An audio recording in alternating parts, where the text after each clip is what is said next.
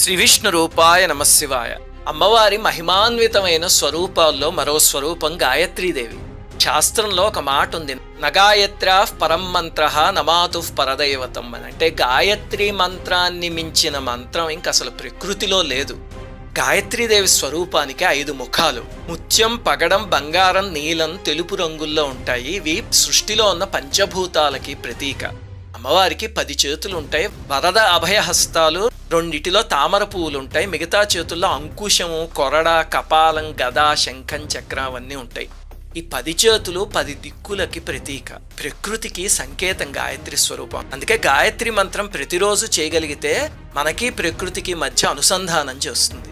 తత్ అనే అక్షరంతో మొదలవుతుంది కదా గాయత్రి మంత్రం. ప్రచోదయాత్ వరకు మొత్తం 3 పాదాల్లో ఉంటుంది. ఒక్కొక్క పాదంలో 8 అక్షరాలు, మొత్తం 24 అక్షరాలు ఉంటాయి.